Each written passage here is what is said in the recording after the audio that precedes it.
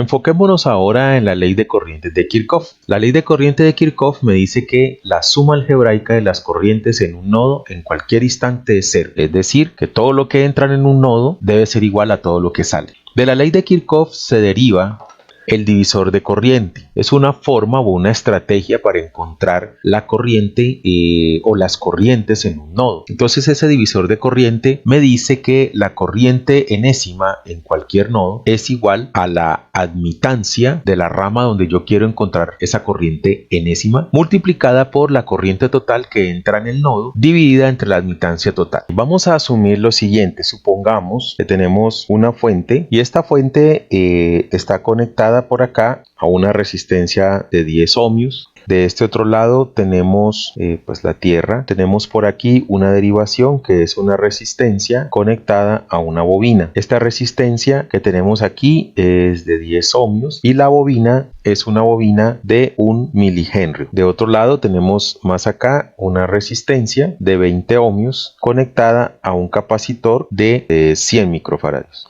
Y más allá tendríamos una bobina de 5 milihenrios en serie con un capacitor de 50 microfaradios. La pregunta en este caso es ¿cuánto valdrían las corrientes a través de cada una de esas ramas que están en el circuito paralelo? Considerando pues que todo esto que tenemos acá es un nodo y toda esta parte que tenemos acá abajo sería otro nodo. Es claro que esos elementos están en paralelo. El conjunto de 10 con 1 milihenrio, el conjunto de 20 con 100 microfaradios y el conjunto de 5 milihenrios con 50 microfaradios. Todos ellos están en paralelo.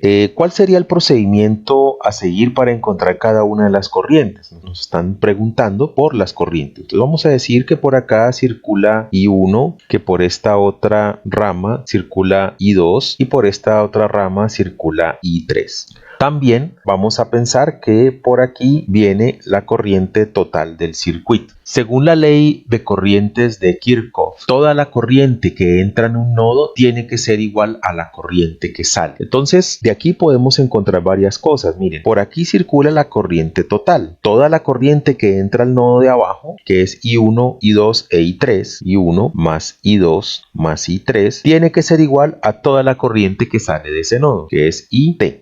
Si lo vemos desde la parte superior, IT es la corriente que entra en el nodo y tiene que ser igual a toda la corriente que sale del nodo superior, o sea, I1 más I2 más I3. O sea que las dos ecuaciones son las mismas.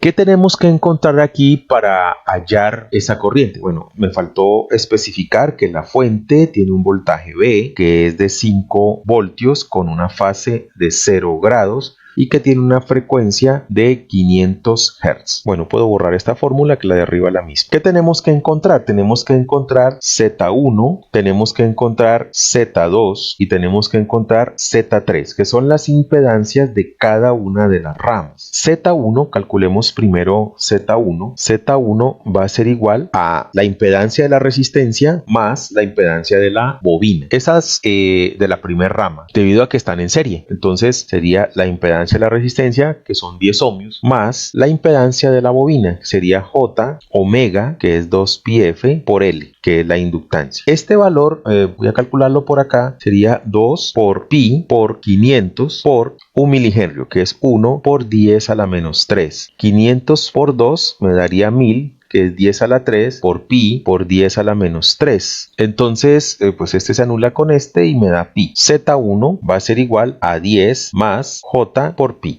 Esa sería la impedancia Z1. Consignémosla aquí. 10 más J pi. Vamos con Z2. Z2 va a ser igual a 20, que es la impedancia de la resistencia de 20 ohmios, más la impedancia del capacitor de 100 microfaradios. Sería 1 sobre J omega, que es 2πf, por la capacitancia, que son 100 micros, que es 100 por 10 a la menos 6. Esta expresión, calculémosla por acá aparte, 2pi por f, que sería 500 Hz, por 100 por 10 a la menos 6. Esta multiplicación, 2 por 500, me da 1000 pi por, aquí escribo un 0 de más, así, por 100 por 10 a la menos 6.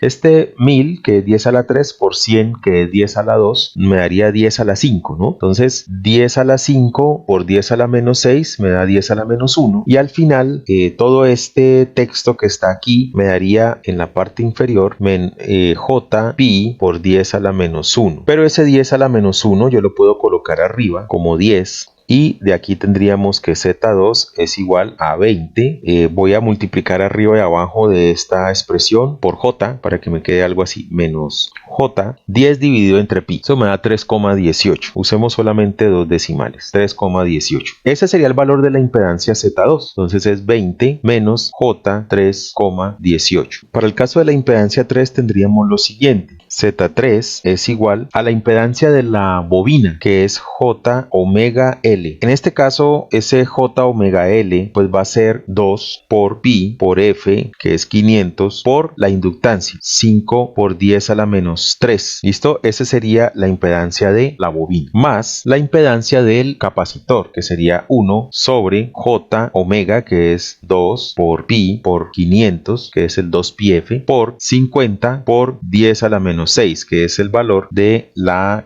capacitancia o el exponente de la capacitancia, 10 a la menos 6. Esta primera expresión, pues calculémosla acá. Esto me daría 2 por 500 me da 1000, por 5 me da 5000, que es 5 por 10 a la 3, por 10 a la menos 3, entonces me da 5, y Z3 sería igual, 2 por 500 me da 1000, por 5 me da 5000, por 10 a la menos 3 me da 5, J, 5, pi. En el caso de la segunda expresión voy a multiplicar arriba y abajo por J, entonces esto se me convierte en un menos J sobre 2 por 500 me da 1000, por 50 me da 50.000 pi, por 10 a la menos 6, yo lo puedo colocar aquí arriba como 10 a la 6. Y entonces, pues lo que tengo que hacer es dividir 1.000.000 entre 50.000 pi. Eso da 6,36. Entonces, toda esta expresión que tengo acá, toda esta expresión es menos J 6,36. Ahora, pues Z3 habría que hallarla sumando estos dos valores imaginarios. 6,36 más 5 pi.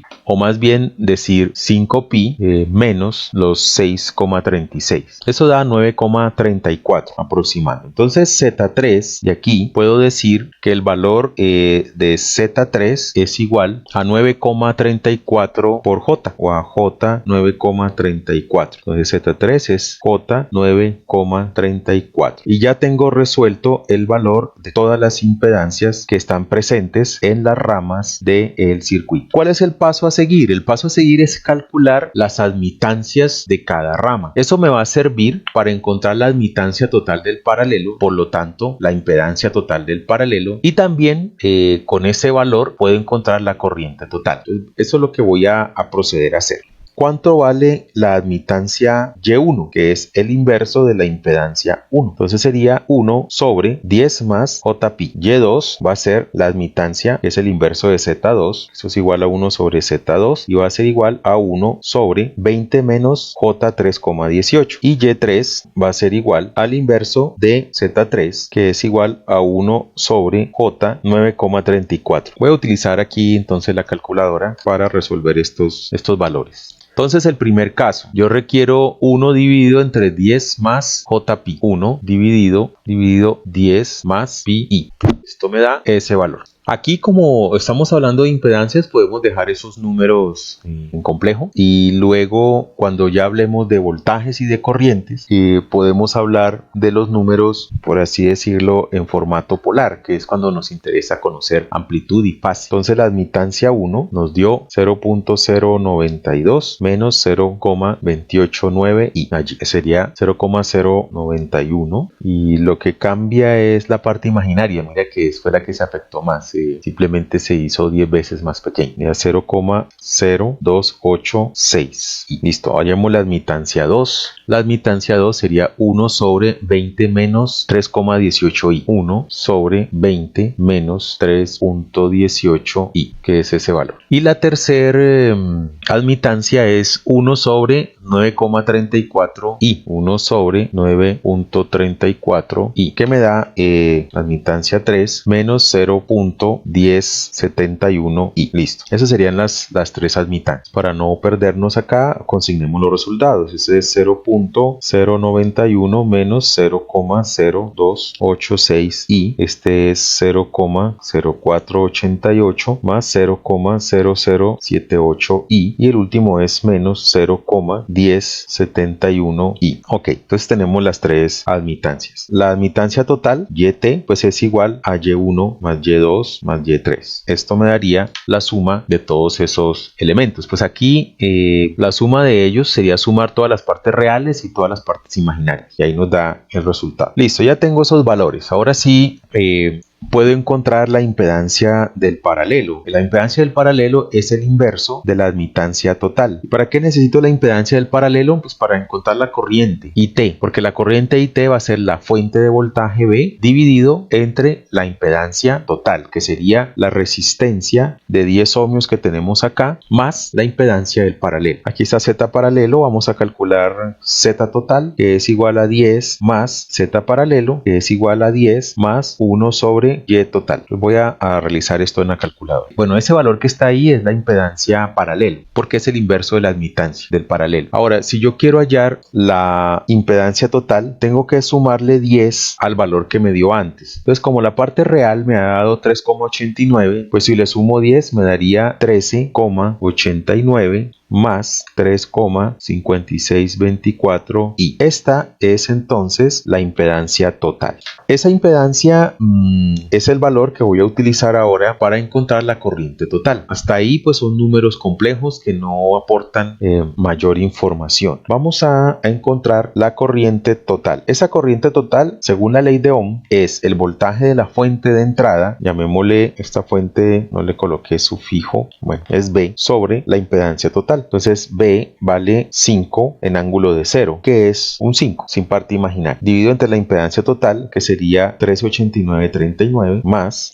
3,5624. Esto pues es el valor de la corriente y esto vamos a obtenerlo ahora sí en amplitud y fase, que es lo que me interesa de las señales eléctricas, la amplitud y la fase, más que verlo como un número complejo. Entonces tendríamos 5 dividido 13.8939 más 3.5624 y el resultado es 0.33 menos 0.08 y. Si lo paso a fasor, pues la corriente me quedaría de esta manera. Me está diciendo que la corriente es una corriente de 348 miliamperios pico con un ángulo de fase de menos 14.3 grados. Esa es la corriente total.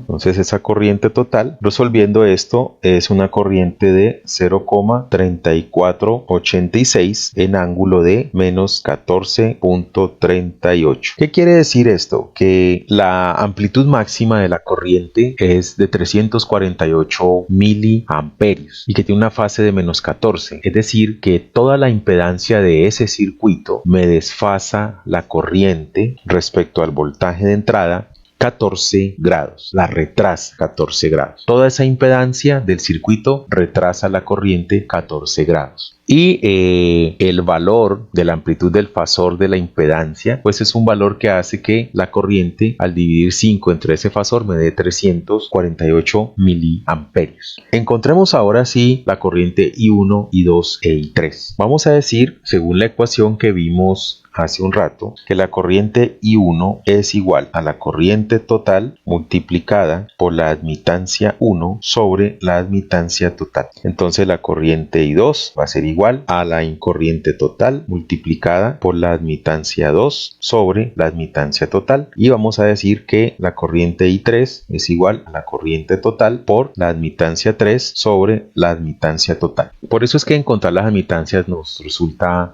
beneficioso, porque podemos encontrar este divisor más fácil. Vámonos allá. Listo. I1 es igual a I total, que es este valor que tenemos ahí, 0,3486 en ángulo de menos 14.38, es la corriente total, por Y1, que es la admitancia total, la admitancia 1, que es este número que tengo por aquí, que sería 0,091 menos 0,0286 y dividido por la admitancia total. La admitancia total es este valor, 0,1398 menos 0,1279 y así. allí pues un montón de operaciones de fasores, ¿no? O sea, aquí es fundamental tener nuestra calculadora. Primera expresión, primer paréntesis, corriente total. En el numerador tenemos el y sub 1 y en el denominador tendríamos el y total. Entonces damos igual y me da este valor que si lo veo como fasor sería este número que tengo allí.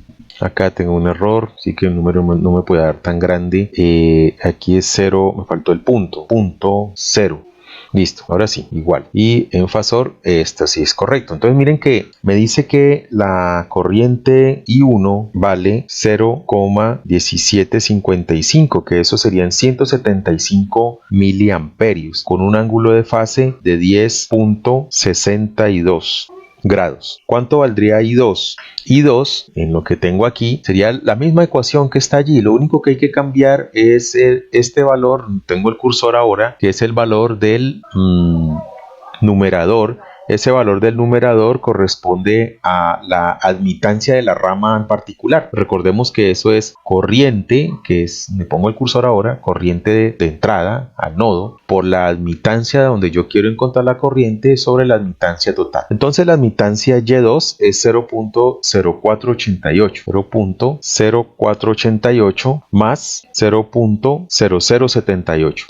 Y los demás valores son iguales. Esto es igual y si lo paso a fasor me da algo así. Me está diciendo que la corriente I2 vale 90 miliamperios, 0,0909. O sea que tiene 90 miliamperios de amplitud máxima con un desfase de 18,99 grados. Y por último la corriente I3 sería igual a Y3. Y3 es totalmente o es imaginaria pura, que está dado por menos 0,171 y damos acá igual.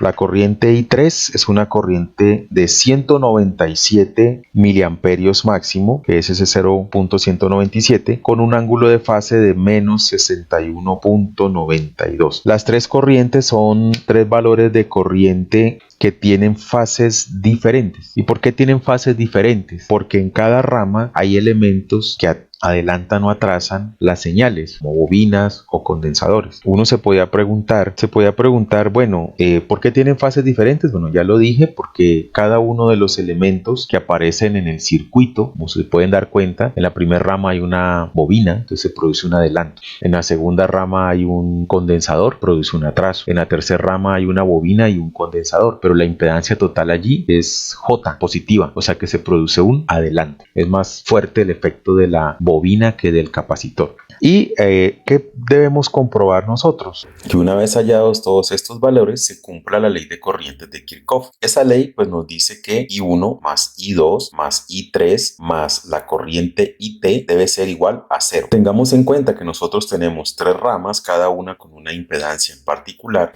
por donde circula I1, I2 e I3, y que la corriente que llega acá es IT. La ley de corrientes de Kirchhoff me va a decir que sobre este nodo la suma de todas las corrientes debe ser igual a 0, al igual que en este nodo de aquí. Eso es lo que debemos comprobar. Si vemos I1 tiene una amplitud máxima de 175 miliamperios, I2 de 90 miliamperios e I3 de 197. La corriente IT es una corriente que vale 0,3486, que serían 348 miliamperios, con un ángulo de fase de menos 14,38. Estos valores que nosotros tenemos aquí en cada uno de los fasores son los valores de las amplitudes máximas, pero debemos tener en cuenta que las amplitudes máximas no se logran simultáneamente por cada una de las corrientes, ya que ellas presentan fases diferentes. Si dibujásemos cada una de las corrientes, comenzaríamos con I1, que tiene una amplitud máxima de 175 miliamperios y una fase de 10,62. Más o menos podría arrancar por acá y tendría un comportamiento algo similar a este.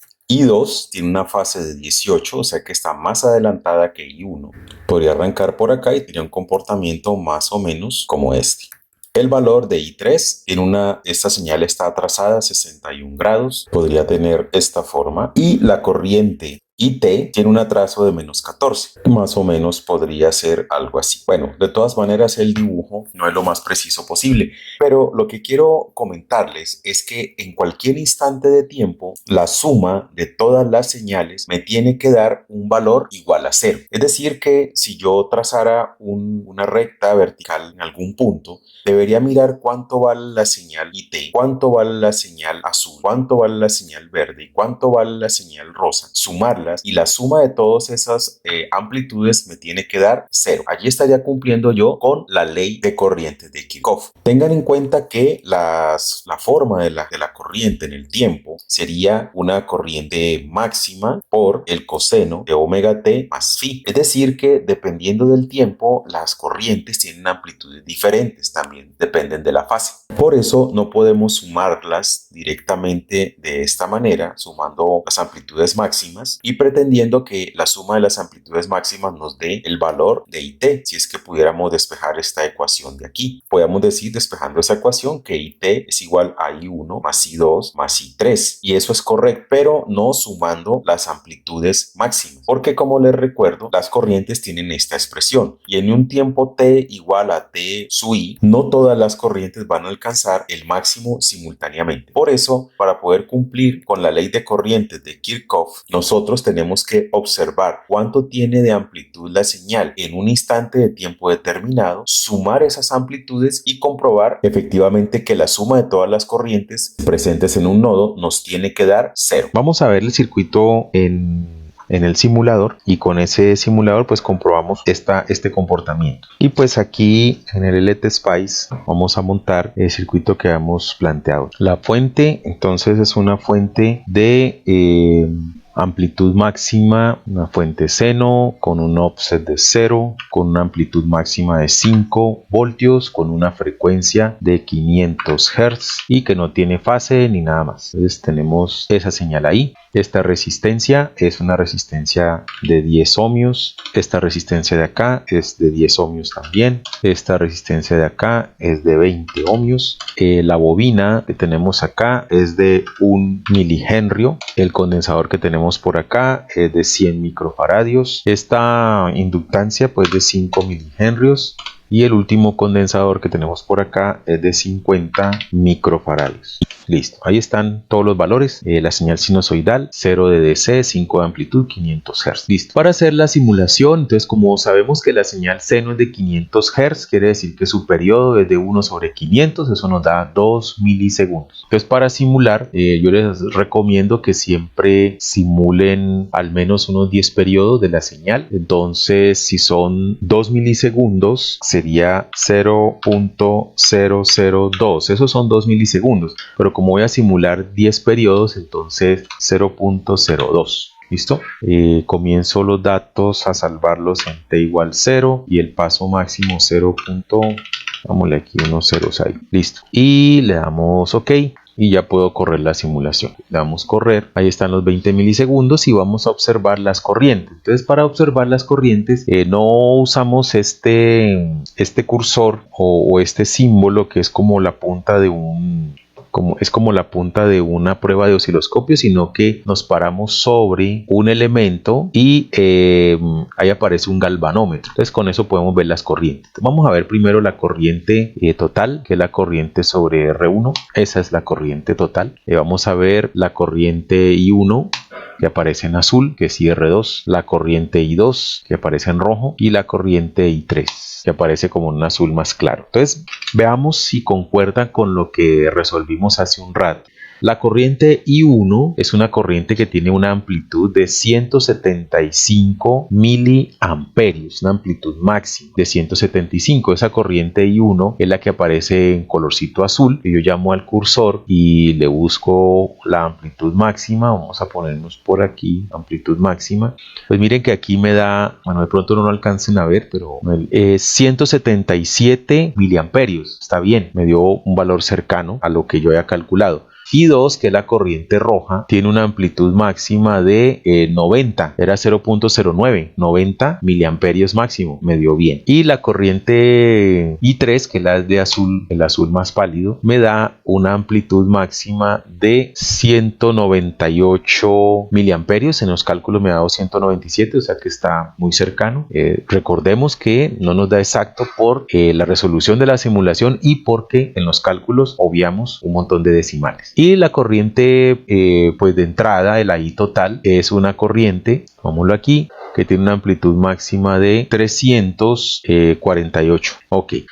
Comprobemos ahora la ley de corrientes de Kirchhoff. Si yo corro la simulación, la idea es que la corriente que está en el nodo superior, la suma de todas las corrientes que llegan a ese nodo superior, según la ley de corrientes de Kirchhoff, debe ser igual a 0. Entonces vamos a observar la corriente a través de R1, pues que es la corriente de entrada al nodo, y las corrientes por cada una de las derivaciones. No importa si se mide en la resistencia o en la bobina, la corriente es la misma. Entonces vamos a medir todas las corrientes y comprobemos efectivamente que la ley de corrientes de Kirchhoff se cumple. Si tomo la traza para medir la señal verde, digamos que voy a ubicarme en el pico de la señal verde.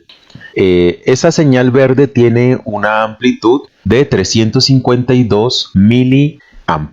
La señal verde corresponde a la señal sobre la resistencia R1, que sería la señal o la corriente de entrada. Vamos a anotar ese valor por acá en la calculadora y lo vamos a tener presente. Sería 352 punto, tomemos unos 3 decimales, 324 miliamperios. ¿Cuánto vale la amplitud de la señal en la bobina 1, que es la derivación o la corriente que se deriva por esta rama? Si tomamos el cursor para en la misma posición, pero para la corriente 1, esa corriente es de menos 154 miliamperios. Entonces la vamos a sumar. Sería, como es negativa, pues se resta menos 154.864 con 3 decimales miliamperios. La señal roja, que es la señal que se deriva por la rama donde está la resistencia R3, tiene una amplitud de menos 54 miliamperios. También pasa a restar menos 54.643 miliamperios. Y por último, la señal que está en el azul más claro, que es la señal que se deriva a través de L2 y C2, tiene una amplitud de menos 142 miliamperios. También pasa a restar menos 142.816. Observen que el resultado casi que me da 0 porque no tomé todos los decimales, pero podemos observar que la ley de corrientes de Kirchhoff se cumple. Esa medida la podemos hacer para cualquier lugar en el tiempo.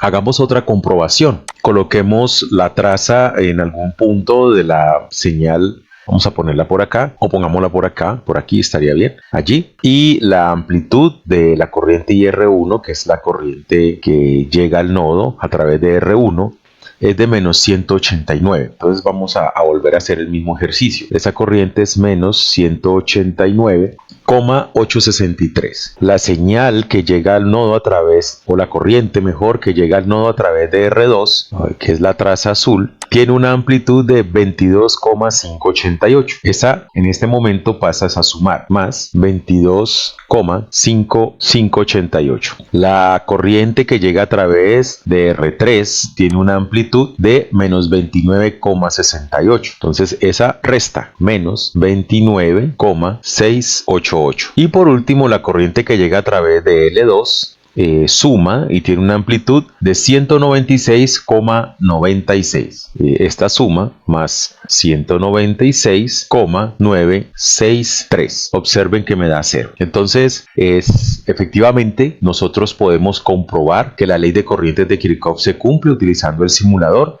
Lo único que tenemos que hacer es medir en un instante de tiempo específico todas las amplitudes de la corriente y la suma nos tiene que dar 0. Y también, si vemos las corrientes, a nosotros nos dio que la corriente I1, que es la azul oscura, tiene una fase de 10 grados, que la corriente I2, que es la roja, tiene una fase de 18. Observen que en el gráfico la roja alcanza su pico antes que la azul. ¿Listo? Entonces está adelantada, ¿no? Más adelantada que la azul. Y la más pálida, que es la corriente I3, tiene un desfase de menos 60. O miremoslo así. Si la corriente total tiene una fase de menos 14, es claro que la corriente I1, que es la azul oscura, alcanza su máximo antes que la verde. Miren que si yo proyectara aquí, el máximo de la azul oscura está un poquito antes que la verde, o sea que esos 10 grados de adelanto sí se cumplen. La señal roja tiene un adelanto de 18, ella alcanza su máximo antes que la verde, o sea que es correcto.